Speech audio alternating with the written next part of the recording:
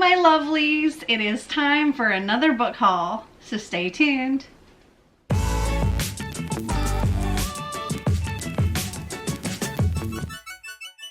So today I have 29 books to haul for you. They come from various places, like my own little free library, other people's little free libraries, Books A Million, Book Depository while they were still around, some subscription boxes, and a whole lot of Barnes & Noble pre-orders. So let me move you a little bit closer and we'll get started. Okay, let's start with the 5 books that I picked up from other people's little free libraries. So the first one is a graphic novel, and unfortunately I spilled soda on it right before filming, just on the corner here, but that is The Wicked and the Divine, The Faust Act. This is volume 1 by Gillian McLeavy and Wilson Cowles. And it says, every 90 years, 12 gods return as young people. They are loved, they are hated. In 2 years, they are all dead. It's happening now, it's happening again. And I just thought that sounded really interesting. So, grab that one. And then, this one is just kind of to add to my collection. It is this cute little copy of Beauty and the Beast. It's actually like a discarded library book from a school. But I just thought it was adorable. Anyway, I wanted to add this to my collection. I also picked up a couple of middle grades. So the first one is Bob, and this is by Wendy Mass and Rebecca Steed, with illustrations by Nicholas Gannon. And this says, it's been 5 years since Livy and her family have visited Livy's grandmother in Australia. Now that Livy's back, she has the feeling she's forgotten something really, really important about Gran's house. It turns out she's right.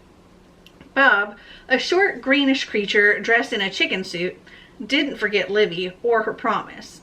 He's been waiting 5 years for her to come back, hiding in a closet like she told him to. He can't remember who or what he is, where he came from, or if he even has a family. But 5 years ago, Livy promised she would help him find his way back home. Now it's time to keep that promise. Clue by clue, Livy and Bob will unravel the mystery of where Bob comes from and discover the kind of magic that lasts forever. Wendy Mass and Rebecca Steed, 2 masterminds of classic middle grade fiction, come together to craft an enduring tale about the magic of friendship and the power of childhood. There we go. And this was apparently a junior library guild selection.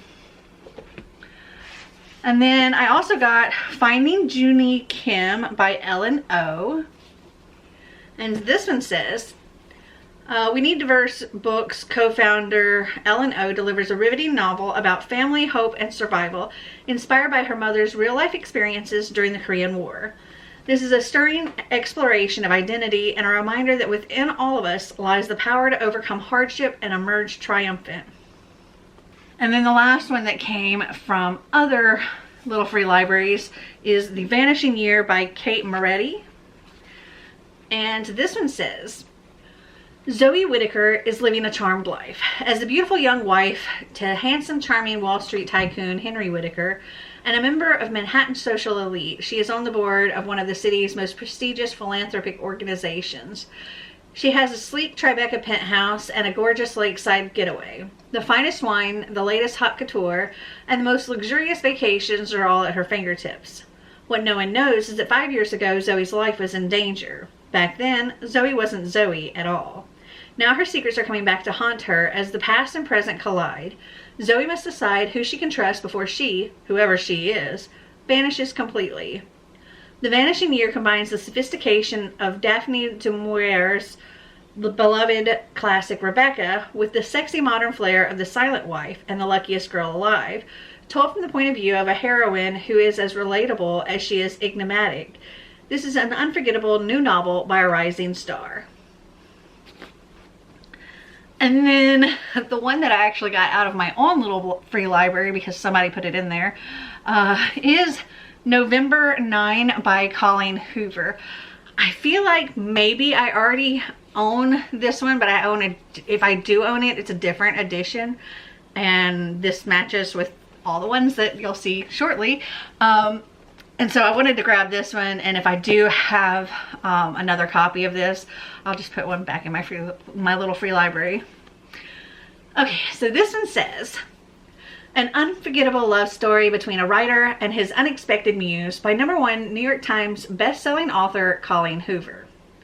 Fallon meets Ben, an aspiring novelist, the day before her scheduled cross-country move.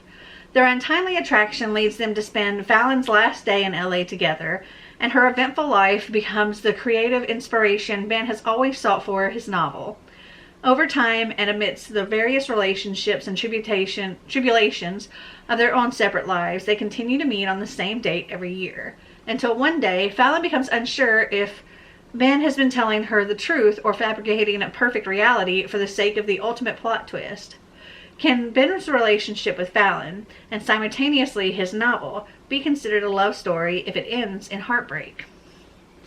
Okay, next up are several books, 8 books I believe, yes, that I ordered from Books A Million. I actually have more coming, but I can't remember when those are supposed to come because it was like a box set that I pre-ordered. Also, I have an Einstein right here. But the first two of these, okay, all of them are Colleen Hoover because Books A Million was having a 50% off sale on Colleen Hoover, so I loaded up on her. So the first two I have is part like a duology, I guess. We have Hopeless and Losing Hope. And let's see, Hopeless is the first book. It says, would you rather know a truth that makes you feel hopeless or keep believing the lies? Beloved and best-selling author Colleen Hoover returns with the spellbinding story of 2 young people with devastating pasts who embark on a passionate, intriguing journey to discover the lessons of life, love, trust, and above all, the healing power that only truth can bring. Sky, a senior in high school, meets Dean Holder, a guy with a promiscuous reputation that rivals her own. From their very first encounter, he terrifies and captivates her. Something about him sparks memories of her deeply troubled past, a time she's tried so hard to bury. Though Sky is determined to stay far away from him, his unwavering pursuit and enigmatic smile break down her defenses, and the intensity of the bond between them grows. But the mysterious Holder has been keeping secrets of his own, and once they are revealed, Sky is changed forever, and her ability to trust may be a casualty of the truth. Only by courageously facing the stark revelations can Sky and Holder hope to heal their emotional scars and find a way to live and love without boundaries. Hopeless is a novel that will leave you breathless, entranced, and remembering your own first love. Okay, so my battery is flashing now. Let me change that out really quick and I'll be right back with the rest of these books. Okay, sorry if the angle changed. All right, next up I have All Your Perfects by Colleen Hoover. This says, can a love story with a perfect beginning survive a lifetime between 2 imperfect people? Then, the last thing Quinn expected was to meet the love of her life just outside her fiancé's front door. A year after leaving behind their cheating partners, Quinn and Graham are in a perfect relationship that seems designed by fate. Now, 7 years later, their perfect love is threatened by their imperfect marriage. The memories, mistakes, and dreams that they have built up over the years are tearing them apart. The one thing that could save them might also be the very thing that pushes their marriage past the point of no return. Written with the same emotional depth and keen insight that made Colleen Hoover's It Ends With Us and Ugly Love instant New York Times bestsellers, All Your Perfects is a powerfully moving story about a broken couple whose future hinges on promises made in the past, reminding us that enduring power of love is the ultimate savior. Okay, next up is another duology, but there's also like a novella in the middle. So we have Maybe Someday, and this is the novella Maybe Not, and then Maybe Now. I can read you about Maybe Someday. This says, at 22 years old, Sydney is enjoying a great life. She's in college, working a steady job, in love with her wonderful boyfriend Hunter, and rooming with her best friend Tori. But everything changes when she discovers that Hunter is cheating on her, and she's forced to decide what her next move should be. Soon, Sydney finds herself captivated by her mysterious and attractive neighbor, Ridge. She can't take her eyes off him or stop listening to the passionate way he plays his guitar every evening out on his balcony. And there's something about Sydney that Ridge can't ignore either. They soon find themselves needing each other in more ways than one. An angsty tale of friendship, betrayal, and romance maybe someday will immerse readers in Sydney's tumultuous world from the very first page. Next up is Reminders of Him by Colleen Hoover. This one says, a young mother fights to earn a place in her child's life, but is there room for her? After serving 5 years in prison for a tragic mistake, Kenna Rowan returns to the town where it all went wrong, hoping to reunite with her 4-year-old daughter. But the bridges Kenna burned are proving impossible to rebuild. Everyone in her daughter's life is determined to shut Kenna out, no matter how hard she works to prove herself.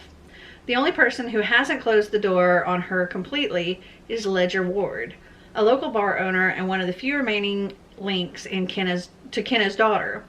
But if anyone were to discover how Ledger is slowly becoming an important part of Kenna's life, both would risk losing the trust of everyone important to them. The two form a connection despite the pressure surrounding them, but as their romance grows, so does the risk. Kenna must find a way to absolve the mistakes of her past in order to build a future out of hope and healing. And then last but not least of the Colleen Hoover books, we have Heartbones. This one says, Bea Grimm has only ever known a life of poverty and neglect. After surviving by any means necessary, she finally has a hard-earned ticket out of Kentucky with a full ride to Penn State. 2 short months before she's finally free, an unexpected death leaves her homeless and forced to spend the remainder of her summer on a peninsula in Texas with a father she barely knows. Begging the summer to go by quickly and hoping to remain as invisible as possible, Bea wants nothing to do with Samson, the wealthy, brooding guy who lives next door to her father and who couldn't possibly understand where Bea's coming from or what she's been through. But with an almost immediate connection too intense for them to deny and futures leading them to opposite ends of the country, Bea and Samson decide to stay in the shallow end of a summer fling, neither of them realizing that a rip current is about to drag both their hearts out to sea. Okay, the next book that I have here is the last book that I'll be getting from Book Depository, as they are no more. And that is Ithaca by Claire North. This says, this is the story of Penelope of Ithaca, famed wife of Odysseus, as it has never been told before. Beyond Ithaca's shores, the whims of gods dictate the wars of men. But on the Isle, it is the choices of the abandoned women and their goddesses that will change the course of the world. Okay, so these next 2 books are books that I got, I think they were in they were in a Bookish Box, or 2 different Bookish boxes that came in the same box. Anyway, the first one is The High Mountain Court by A.K. Mulford. This is book 1 in the 5 Crowns of Ocrith. And look how freaking gorgeous this book is. Like, oh, it's even got these like metal pieces around the corners. Oh, I love it. These end pages. Okay, so I don't have a synopsis on here, so I've pulled it up on Goodreads. This says, gripping and action-packed, the High Mountain Court is an adrenaline-filled high fantasy with fae courts, powerful witches, and a diverse cast of characters. Perfect for fans of Jennifer L. Armentrout and Holly Black. A red witch in hiding. 13 years fleeing witch hunters and the looming threat of death, 19-year-old Remy knows she is possibly the last red witch alive, and she is determined to stay that way. The Northern Court King has slaughtered her home court and placed a bounty on red witch heads. When 4 fae warriors enter her tavern refuge, Remy tries to flee, but her magic isn't strong enough to stop a fae prince on a mission. The handsome Prince Hale of the Eastern Kingdom wants to stop a war with the Northern Court before his kingdom befalls the same fate as Remy's. He needs a red witch, and Remy may be the only person alive who can help him. Can she really trust Prince Hale? Can her fallen court be resurrected from the evil clutches of the Northern Court King? For the chance to save herself, her people, and help defeat the Northern King, Remy must put her faith in Hale and his companions on a dangerous quest to find lost relics. The High Mountain Court is the first book in the thrilling fantasy saga, The 5 Crowns of Ocrith. Expect danger, intrigue, and thrilling passion as Remy journeys to save the kingdom she holds most dear. Okay, next up, I actually have this jacket reversed right now, but this is Bow Before the Elf Queen. Here's what this jacket looks like. This is by J.M. Curl. This is what the other jacket looks like. And I'll read the synopsis from inside here. Or not. It's hard to read. Let me pull it up on Goodreads. Okay, this says, in hiding all her life, Leala prepares for the day the wicked high elf king, Thane, will come to steal his powerful mate. She trains to take her revenge for the wrongful execution of her parents who died for her freedom. Now that day has come, forcing her to come face to face with what she's hidden from, a dangerous, dark-haired warrior king determined to marry her. After she's shoved into a black carriage pulled by 6 ominous steeds, Leala makes plans to take her captors' lives and free herself. But Thane has a secret that makes it impossible for Leala to slay him. She has an even darker truth that makes loving her forbidden, no matter how much Thane wants to touch. Dare to dive into this whimsical and deeply romantic story inspired by Hades and Persephone, the Lord of the Rings, and a sprinkle of Norse mythology. A tale that will grip you from the first page and stay with you long after the last. Okay, the rest of the stack, the other 12 books, these are all pre-orders that came from Barnes & Noble. So the first one I have here is the new one by Evie Green. And this says, a suspenseful, cutting-edge novel about 2 parents who finally get the daughter they've always wanted. It's too bad she isn't real. For Tamsin and Ed, life is tough. They both work long hours for very little money and come home to their moody, rebellious daughter, Scarlet. After a tragic accident leaves Scarlet comatose and with little chance of recovery, Tamsin and Ed are out of options until a lifeline emerges in the form of an unusual medical trial. In exchange for the very best treatment for Scarlet, a fully furnished apartment, and a limitless spending account, the family must agree to move to Switzerland and welcome an artificial copy of their daughter into their home. Suddenly, their life is transformed. Tamsin and Ed want for nothing, and the AI replacement, Sophie, makes it feel just like having their daughter back, except without all the bad parts. Sophie is engaged, happy, and actually wants to spend time with her parents. But things take a turn for the worse when Scarlet makes a very real recovery, and the family discovers that the forces behind their new life are darker than they ever could have imagined. And I think this sounds amazing. Next up, we have Spellbound by F.T. Luckins. And this one says, Edison Rooker isn't sure what to expect when he enters the office of Antonia Hex, the powerful sorceress who runs a call center for magical emergencies. He doesn't have much experience with the hexes or curses. Heck, he doesn't even have magic. But he does have a plan to regain access to the magical world that he lost when his grandmother passed. Antonia is intimidating, but she gives him a job and a new name, Rook, both of which he's happy to accept. Now all Rook has to do is keep his Spellbinder, an illegal magical detection device hidden from the magical consortium, and contend with Sun, the grumpy and annoyingly cute apprentice to Antonia's rival colleague, Fable. But dealing with their competition isn't so bad. Sun seems to pop up more and more, and Rook seems to mind less and less. But when the consortium gets wind of Rook's Spellbinder, they come for Antonia. All alone, Rook runs to the only other magical person he knows, Sun. Except Fable has also been attacked, and now Rook and Sun have no choice but to work together to get their mentors back, or face losing their magic forever. Then I have the DoOver by Suzanne Park. This one says, from the author of the genuinely funny and delightful Loathe at First Sight and cinematic charming So We Meet Again, comes a humorous and empowering novel about a Korean-American woman having to return to college after discovering she's a few credits shy of completing her degree, only to find one of her TAs is her old college boyfriend.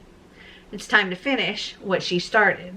Lily Lee is a best-selling author of How to Be a Work Supernova, and her editor wants her to strike while the iron's hot with a new book, How to Land Your Dream Job. But when Lily is offered a coveted position at a top firm, the employer background check reveals she's short a few college credits and never actually completed her degree. Unbelievably, her worst nightmare has come true. Lily returns to her alma mater, reliving her senior year of college 10 years later. She enrolls in classes, gets invited to frat parties, eats most of her meals with dining dollars, and to make things even more weird and chaotic, she discovers that her computer science TA is her old college boyfriend, Jake Chow. As Lily and Jake reconnect, she sees that her late-blooming ex has done well for himself. The handsome, charming grad student appears to have his life together, while Lily's so close to losing her dream job opportunity and her book deal. Things aren't so simple the second time around. Told in present day with glimpses of the past, The Do-Over is a delightfully warm and hopeful story about second chances in life and love, and how the future we want may turn out far different than we imagined. Okay, next up we have Never Vacation with Your Ex by Emily Wibberley and Austin Segman-Broca. And this one says, 17-year-old volleyball star Kaylee Jordan lives a life of player rankings, constant training, and a carefully curated social media full of followers watching to see if she'll go pro out of high school like her famous mom. Her one refuge and the thing she looks forward to every summer, the vacation her family spends in Malibu with the Freeman News. This year, there's only one problem. Kaylee and their son, Dean, dated for the past 3 months, and Kaylee just unceremoniously dumped him. Hoping to spare them the worst summer ever, Kaylee comes to Dean with an unconventional solution. She's going to walk him through her rules for getting over an ex. When Dean grudgingly cooperates, Kaylee's got her work cut out for her. But helping Dean follow her own rules starts becoming difficult when the pressures of Kaylee's family legacy and perfect life start to feel less like a plan and more like a prison. And amid warm California nights and stolen laughs, Kaylee feels herself falling for Dean for the same reasons as before, and some new ones. With their trip coming to an end, Kaylee has to make the complicated choice between doing what's expected and taking a second chance on love. Next we have Stars and Smoke by Marie Lu. And this one says, a superstar, a secret agent, a once-in-a-lifetime mission. Meet Winter Young, rookie backup dancer turned global pop phenomenon. His star power has smashed records, selling out stadiums from LA to London. Now he's bringing his swoon-worthy assets to a whole new arena. Infamous criminal tycoon Eli Morrison has just one weakness, his daughter, Penelope. And Penelope has just one wish for her 19th birthday, a private concert with Winter Young. When the covert ops organization Panacea Group approaches Winter with this once-in-a-lifetime chance to infiltrate Morrison's inner circle, Winter must use his fame, cunning, and charisma to pull it off. Only he won't be on his own. Posing as Winter's bodyguard is the fiery Sydney Cassette, Panacea's youngest spy. Sydney may be the only person alive impervious to Winter's charms, but as the mission brings him closer, she's forced to admit there's more to this A-lister than slick dance moves and a handsome face. Panacea's unlikeliest partners might just become its biggest heroes, and maybe even more if they can survive each other first. So cute. Next is Gigi Listening by Chantel Guertin. This says, a touching and witty novel about a woman who takes an impulsive trip to England to meet the man behind the voice she's falling for. From the author of the Pop Sugar Beach Reads selection, Instamom, this book is perfect for fans of Katie Claiborne, Christina Lauren, and Sophie Kinsella. Gigi Rutherford loves love stories. She reads them, she sells them at her romance bookstore, and she could spend hours imagining the meet-cutes of every couple she encounters. But when it comes to her own love interest, Gigi is out of stock. Instead, the enduring bad date after bad date. These days, she'd rather curl up with her favorite audiobook and the only man who makes her heart skip a beat, Zane Wilkinson. The smooth-voiced narrator Gigi is convinced is her soulmate. Then she's presented with the chance of a lifetime, a 10-day bus tour through the English countryside, an ocean away from her bookstore, all in the presence of Zane, in person as he leads the tour. But when Gigi arrives at the bus terminal in London, Zane is nowhere to be found.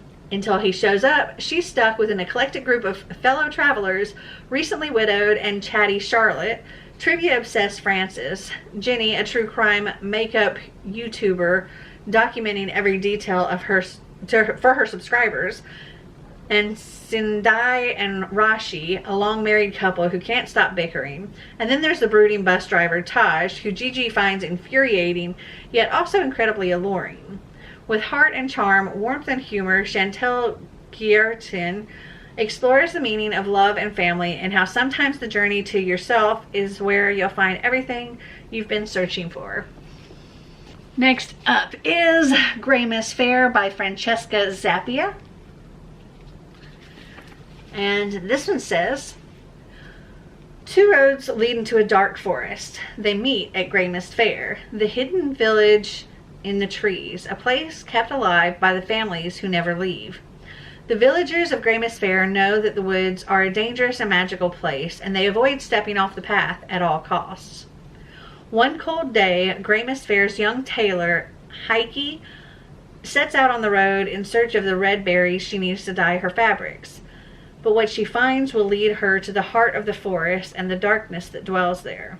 Heike's mother, when she was alive, had warned Heike to stay on the road, for there are creatures in the woods that will steal you away and eat you up.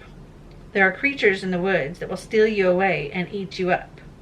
But deep in the woods, you might find the answers too. Dun dun dun. Gives me a little bit of Little Red Riding Hood vibes. Okay, next up is 5 First Chances by Sarah Jost. And this says, what would you do if you had one more chance to get things right? Lou feels like she's stuck on the wrong path, alone, in a city far from home, watching other people be happy. When the man she's in love with announces his engagement to someone else, Lou is consumed by what-ifs. That's when she finds herself slipping back in time to a night 2 years ago, where one small decision changed everything. Suddenly, Lou has a chance to fix her mistakes.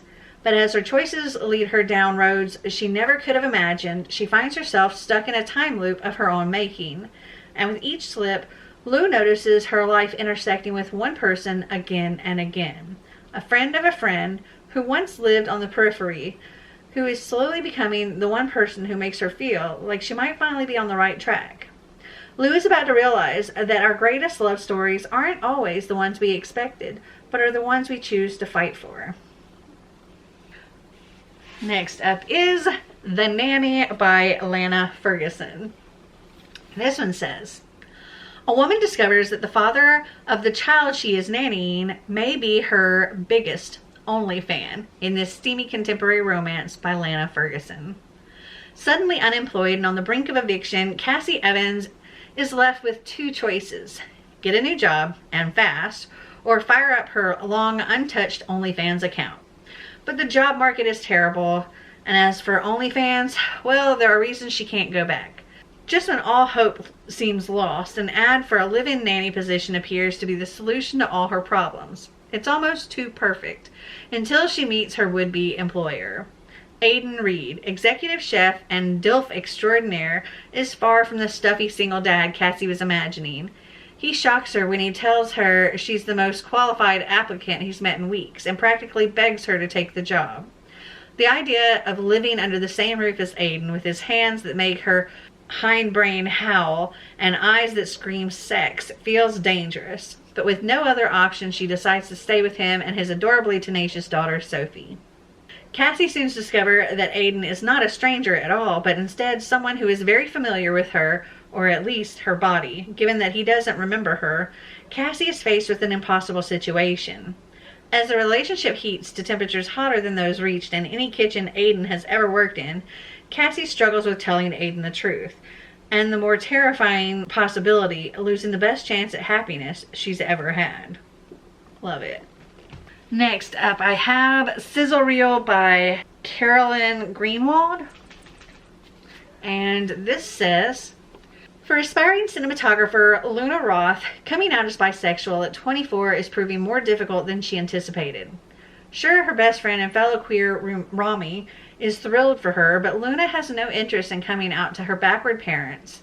She wouldn't know how to flirt with a girl if one fell at her feet, and she has no sexual history.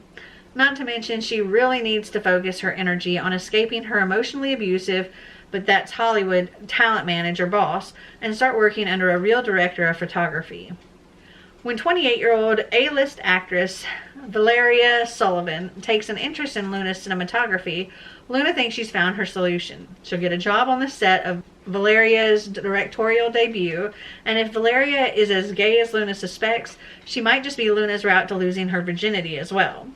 But as things with Valeria heat up romantically, Luna's career and her previously rock-solid relationship with Rami start to crumble, leaving Luna desperate to figure out if she can fulfill her filmmaking dreams, keep her best friend, and get the girl, or if she's destined to end up on the cutting room floor.